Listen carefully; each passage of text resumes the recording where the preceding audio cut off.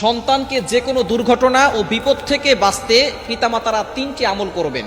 সব পিতামাতারাই চান যে তার সন্তান ভালো থাকুক, তার সন্তানকে আল্লাহ তাআলা হেফাজত করুন।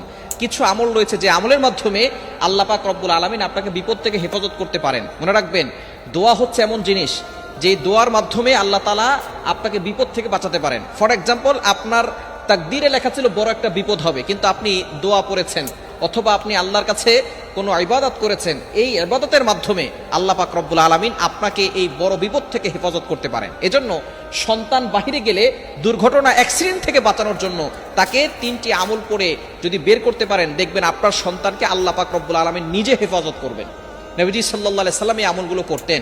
এই যে মাইলস্টোনে কত ছাত্র দুনিয়া থেকে বিদায় নিয়েছে, কত ছাত্রী দুনিয়া থেকে বিদায় নিয়েছে, ছোট্ট ছোট্ট বাচ্চারা, কেবল তাদের জীবন শুরু হয়েছে, মায়ের বুক খালি করে দিয়েছে। মা কান্না করতে করতে, কত মায়ের কান্না দেখে অনেকের চোখে পানি চলে এসেছে। ছোট ছোট বাচ্চারা যাদের জীবন কেবলমাত্র শুরু হয়েছে, এই ছোট ছোট বাচ্চারা দুনিয়া থেকে বিদায় হয়ে গিয়েছে। সুতরাং এরকম বড় দুর্ঘটনা অ্যাক্সিডেন্ট থেকে বাঁচার জন্য আপনি তিনটি আমল করতে পারেন। পিতামাতার অবশ্যই তিনটি আমলগুলো জেনে রাখবেন। এক নাম্বার হচ্ছে রক্ষা কবচ দুইটি সূরা, সূরা ফালাক এবং সূরা নাস। নবীজি সাল্লাল্লাহু আলাইহি ওয়াসাল্লাম এই দুইটি সূরা সব সময় তার দুইজন নাতি ছিলেন হাসান হোসাইন রাদিয়াল্লাহু তাআলা আনহুমাকে পড়ে ফু দিয়ে দিতেন। হাসান হোসাইন রাদিয়াল্লাহু তাআলা আনহুমাকে ফু দিয়ে দিতেন এবং দোয়া করতেন হেফাজতের দোয়া, আল্লাহ তুমি আমার নাতিদেরকে হেফাজত করো। এই দোয়ার বদৌলতে আল্লাহ তাআলা তার নাতিদেরকে হেফাজত করতেন। সুতরাং আমরা যখনই আমাদের সন্তান বাহিরে যাবে তখন আউযুবিল্লাহ বিসমিল্লাহ সহকারে সূরা ফালাক, সূরা নাস তিনবার পড়ব। সূরা ফালাক তিনবার, সূরা নাস তিনবার পড়ে সন্তানের মাথায় ফু দিবেন। এই দুইটা সূরা আপনার সন্তানকে রক্ষা কবচ হিসেবে আল্লাহ তাআলা হেফাজত করবেন। দ্বিতীয় নম্বর আমল হচ্ছে আয়াতুল কুরসি। পবিত্র কোরআনুল কারীমের ভিতরে সর্বশ্রেষ্ঠ আয়াত হচ্ছে আয়াতুল কুরসি।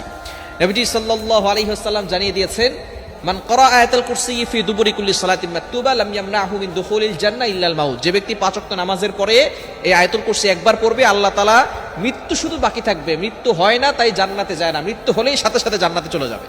এজন্য অবশ্যই আপনার সন্তানকে এটা শিখাবেন, সে যাতে করে 5 ওয়াক্ত নামাজের পর আয়াতুল কুরসি পড়তে পারে। এবং যখন সে ঘর থেকে বের হবে আয়াতুল কুরসি পড়ে ফু দিয়ে দিবেন। তাহলে কি হবে?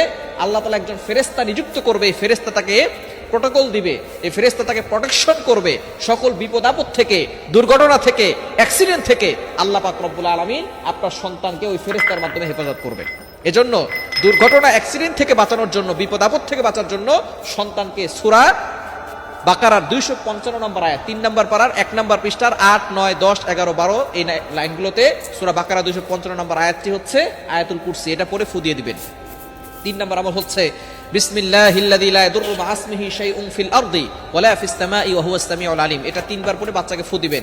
এই 3টি আমল যদি আপনি করেন, দুনিয়ার কোনো কিছু আপনার সন্তানকে ক্ষতি করতে পারবে না। আসমান ও জমিনের ভিতরে যত ক্ষতিকর জিনিস আছে, সেটা মানুষ শয়তান বলেন, জিন শয়তান বলেন, কোনো ধরনের দুশমন আপনার সন্তানকে ক্ষতি করতে পারবে না।